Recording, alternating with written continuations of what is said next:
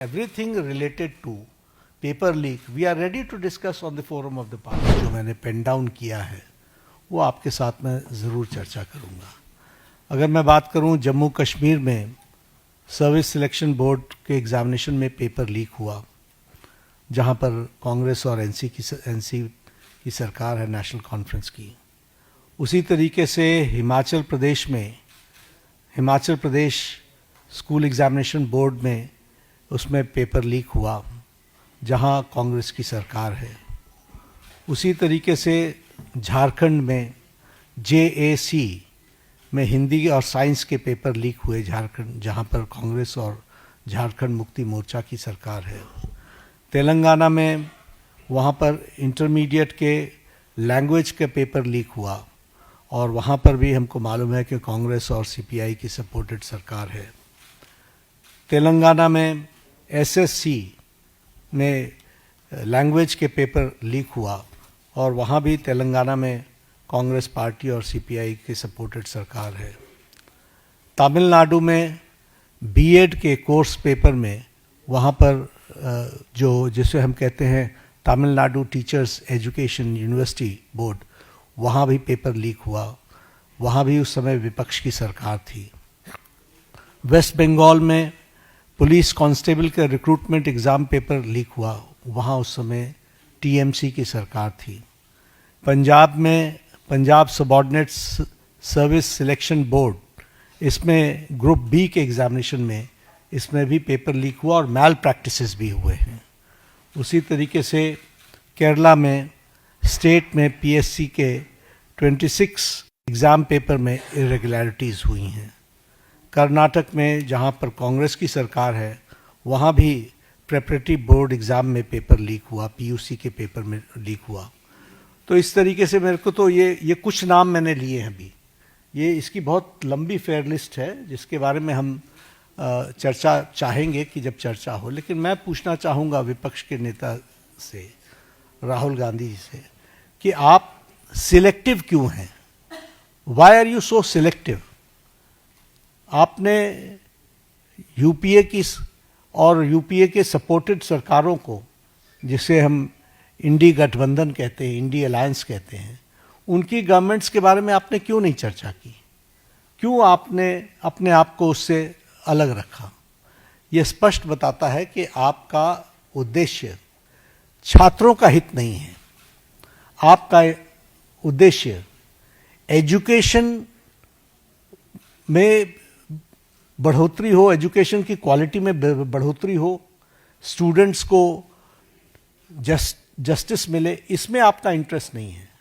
आप स्टूडेंट्स के विषयों को, डिमांड्स को लेकर के आप पॉलिटिकल माइलेज लेना चाहते हैं, राजनीतिक रोटियां सेकना चाहते हैं, जो कि दुर्भाग्यपूर्ण है।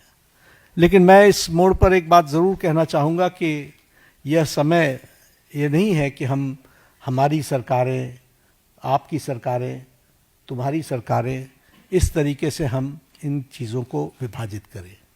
ये गंभीर मसला है और जैसा मैंने आपके सामने कुछ नाम गिनाए, ये बड़ी लंबी लिस्ट है जिसमें UPA की सरकारें इन्वॉल्व हैं जहां पेपर लीक हुआ है। लेकिन हम आरोप प्रत्यारोप से बाहर निकल करके हमें इस पर चर्चा करनी चाहिए। और चर्चा करने का जो सबसे अच्छा माध्यम है वो है सदन, वो है पार्लियामेंट। और हम चर्चा के लिए तैयार हैं। गहन चर्चा हो, गहन चर्चा के माध्यम से इसकी बारीकियों में हम जाएं। What are the factors which are leading to for paper leak, who are the people involve, and how the central government has responded. हमने किस तरीके से, जब हमारे ध्यान में कोई पेपर लीक आया है तो हमने किस तरीके से इसको एड्रेस किया है, और बाकी सरकारों को भी किस तरीके से इसमें एड्रेस करना चाहिए। क्या बिंदु है जिसके बारे में हमको गहराई से चिंतन करके उसका कोई रास्ता निकालना चाहिए, ताकि हमारे छात्रों के साथ जो करोड़ों में हैं उनके साथ अन्याय ना हो। और भारतीय जनता पार्टी NDA इस मामले में मोदी जी के नेतृत्व में बहुत गंभीर है और बहुत गंभीरता से हमने इन विषयों को लिया है। और इसीलिए हमने चाहा है कि संसद में इसकी चर्चा हो। Short duration discussion, long duration discussion, business advisory committee में आप तय करो कितना समय आपने लेना है, 12 घंटे लेना है, 18 घंटे लेना है। राज्यसभा में मैं लीडर ऑफ द हाउस के नाते मैंने हमेशा इस बात को माना है कि जो विपक्ष जितने आवर्स तय करे, हम चर्चा के लिए तैयार हैं, सरकार चर्चा के लिए तैयार है। और विपक्ष को इस बात को ध्यान में लेकर के उसे गोल पोस्ट नहीं चेंज करना चाहिए। हम आरोप नहीं लगा रहे हैं, आरोप प्रत्यारोप नहीं होना चाहिए। हम इस समस्या का किस तरीके से निदान कर सकते हैं उसके बारे में हमको सोचना चाहिए। और पार्लियामेंट सबसे उपयुक्त फोरम है जहां हम गहराई से इसकी चिंतन कर सकते हैं। ड्यूरेशन विपक्ष तय करे और उसमें हर एक एस्पेक्ट्स के बारे में चर्चा हो और हम कोई ठोस नीति लेकर के आए, क्योंकि बच्चे कोई हमारे हैं, आपके हैं, वो देश के भविष्य हैं और देश के भविष्य की चिंता करना हमारी जिम्मेवारी है। और हमारी जिम्मेवारी में सरकार के साथ साथ विपक्ष की जिम्मेवारी भी है। इसलिए विपक्ष भी अपनी जिम्मेवारी को निभाए और हम सब साथ मिलकर इसका समाधान करें और कोई स्थायी समाधान की दिशा में हम आगे बढ़ें, ऐसा मैं निवेदन करना चाहता हूं। आज मेरी तरफ से इतना ही कहना है। मैं फिर आपको आश्वस्त करता हूं कि मोदी जी के नेतृत्व में चलने वाली सरकार जिम्मेवार सरकार, रिस्पॉन्सिबल गवर्नमेंट, रिस्पॉन्सिव गवर्नमेंट, ये हमेशा आतुर है कि सभी बातों की संसद में चर्चा होनी चाहिए और हम चर्चा के लिए तैयार हैं। एक मिनट 2-3 सवाल ले पाएंगे, ज़्यादा सवाल ले नहीं पाएंगे हम लोग। आमोद राय।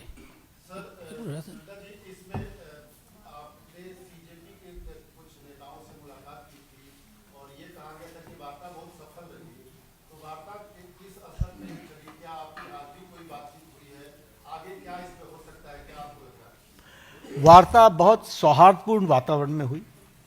उनकी बातें हमने बहुत शांति से सुनी। उनको मैंने ये भी कहा कि आप लिख करके देंगे तो अच्छा रहेगा। उन्होंने वो सारी बातें लिखी हैं। मैंने कहा मैं आपको रिस्पॉन्ड करूंगा। मैंने उनको रिस्पॉन्ड किया और मैंने उनको कहा है कि हम चर्चा के लिए तैयार हैं। आप जब कहेंगे हम चर्चा के लिए अग्रसर रहेंगे। नीरज पांडे कोई बात नहीं पूछेंगे। नीरज पांडे आज कोई चर्चा नहीं है।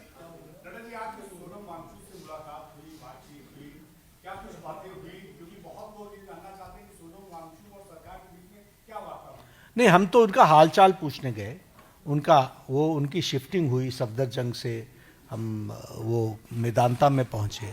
तो एक तो वो आईसीयू में थे, तो वहाँ पर बहुत रिस्ट्रिक्टेड वातावरण होता है, लेकिन उसके बीच में हमने उनका हालचाल पूछा, उनके बेटरमेंट की बातचीत हमने की और हमने कहा कि आप अपना अनशन तोड़िए और आप मुख्य धारा में शामिल होकर के बच्चों को सही डायरेक्शन की तरफ आप ले जाएं। हमारा सरकार सारी विषयों के बारे में चर्चा करने के लिए खुली है और वो हमेशा उसको एड्रेस करेगी। तो उन्होंने कहा ठीक है, हम इस पर आपको आई विल रिस्पॉन्ड बैक।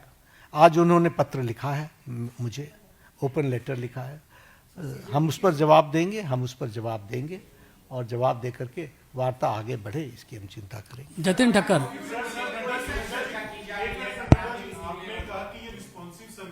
आपने शुरू किया उसकी गहन चर्चा होगी ना, पार्लियामेंट में चर्चा होगी, डिटेल में हम चर्चा करने के लिए तैयार हैं।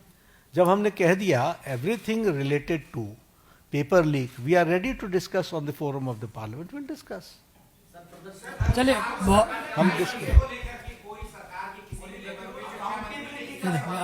एक सवाल कीजिए।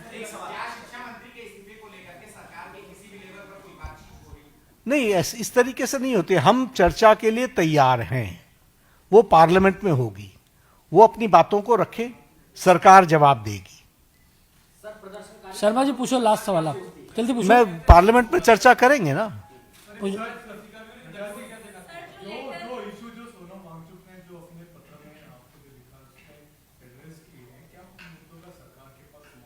We will respond. हम रिस्पॉन्ड करेंगे, उन्होंने लिख करके दिया, हम रिस्पॉन्ड करेंगे। गोल, जहां 27 वर्षों के सफर में 17,000 से भी अधिक छात्रों ने डॉक्टर एवं इंजीनियर बनकर भरे सफलता की ऊंची उड़ान, जहां साधारण छात्र भी झारखंड टॉपर्स बनकर बना रहे इतिहास। दूरदर्शी शिक्षाविद श्री विपिन सिंह के मार्गदर्शन में मेडिकल एवं इंजीनियरिंग के लाखों छात्रों के लिए आशा की किरण के रूप में Goal, nation's leading institute. Biome institute NEET की तैयारी के लिए एक भरोसेमंद नाम। यहाँ अनुभवी फैकल्टी, स्मार्ट क्लासरूम और बेहतरीन टीचिंग मेथड से स्टूडेंट्स को मिलती है मजबूत तैयारी। यहाँ हर स्टूडेंट को मिलता है पर्सनल गाइडेंस और डाउट क्लियरिंग का पूरा सपोर्ट। नीट 2027 और 28 के लिए फेज 1 बैच 9 अप्रैल से शुरू हो रहा है। आज ही बायोम इंस्टीट्यूट से जुड़े और अपने डॉक्टर बनने के सपने को दे सही दिशा। बायोम इंस्टीट्यूट सिर्फ मेडिकल प्रिपरेशन का संस्थान। काम की तलाश है, भरोसेमंद नौकरी चाहिए, जुड़िए एएनजी के साथ, जहां श्रमिक सबसे पहले। 12 घंटे की ड्यूटी, हर दिन 3 समय का खाना, मुफ्त रहने की सुविधा, आपकी सुरक्षा के लिए इंश्योरेंस, ओवर टाइम का लाभ, पीएफ सीधा क्लाइंट से, समय पर पूरा वेतन और जरूरत पड़ने पर एडवांस पे। एएनजी मैन पावर सॉल्यूशंस, सम्मान के साथ काम, भरोसे के साथ कमाई।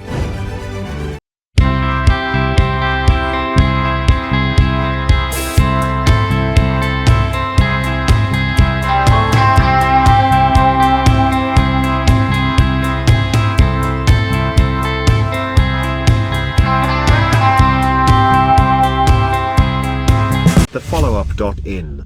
Like, share, and subscribe. www.thefollow